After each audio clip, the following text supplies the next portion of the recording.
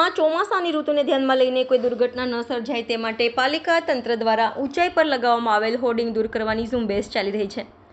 આ માટે પાલિકા તંત્ર નોટિસ પણ પાઠવી રહ્યું છે અને તેને દૂર કરાવવાની પણ કામગીરી પણ ચાલી રહી છે। ત્યારે આ કાર્યવાહીથી નારાજ થયેલા હોર્ડિંગ એડવર્ટાઇઝ સાથે સંકળાયેલા વેપારીઓ આજે વડોદરા મહાનગરપાલિકાની વડેરી કચેરી ખાતે એકત્ર થયા હતા। મ્યુનિસિપલ કમિશનર દિલીપ રાણાને રૂબરૂ મળી આ મુદ્દે રજૂઆત કરી હતી। અમે કાયદેસર નિયમ મુજબ અનુસાર હોર્ડિંગ લગાવવા તૈયાર છીએ અને અમને થોડો સમય મળે તેવી વાત વેપારીઓએ મૂકી હતી।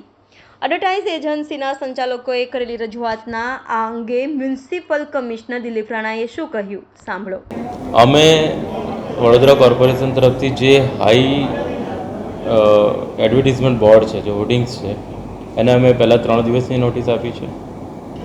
એના 10 દિવસ પછી પાછી 5 દિવસની નોટિસ આપી છે। એટલે જેટલી હાઈટ ઉપર જે મોટા એમના હોર્ડિંગ્સ છે એ ઉતારવાનું કીધું છે।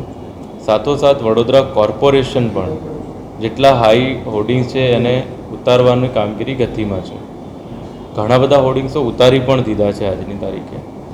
કોઈ અકસ્માત ન થાય એટલા માટે જે નિયમ પ્રમાણેના હોર્ડિંગો એટલી રાખવાનું એમને મેં પુનઃ એકવાર વિનંતી કરી છે।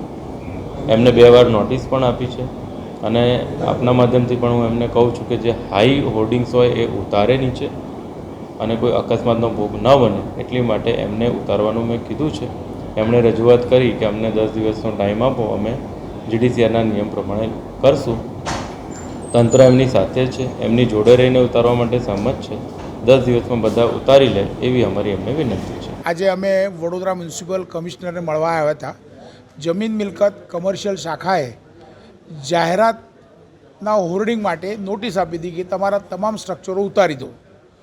અમે ફોર્મ ભરીએ છીએ લાયસન્સ ફીનું, એમાં જે નિયમો કોર્પોરેશને બનાવેલા છે જે તે સમય એ નિયમનું પાલન અમે કરવા તૈયાર છે પણ આને કરી રહ્યા છે।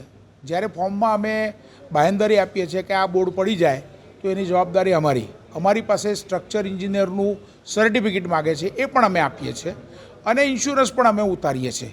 જો ભવિષ્યમાં લાયસન્સ માટે અમે જે ભવિષ્યમાં આ બધું વસ્તુ આપતા હોઈએ અને આટલા વર્ષોથી લોકો ધંધો કરે છે, 1 મહિનામાં 25 થી 30 કરોડ રૂપિયાનું નુકસાન વડોદરા શહેરના આ એડવર્ટાઇઝિંગ એજન્સીવાળાઓને થયેલું છે। એટલે અમે સાહેબને રિક્વેસ્ટ કરવાયા છે અને સાહેબે કહ્યું કે તમે જે ફોર્મમાં પ્રિસ્ક્રાઇબ કરો છો એ પ્રમાણે જે નિયમો છે એ પ્રમાણે તમે બોર્ડ રાખો તો અમે કોઈનું સ્ટ્રક્ચર કાપવા તૈયાર નથી।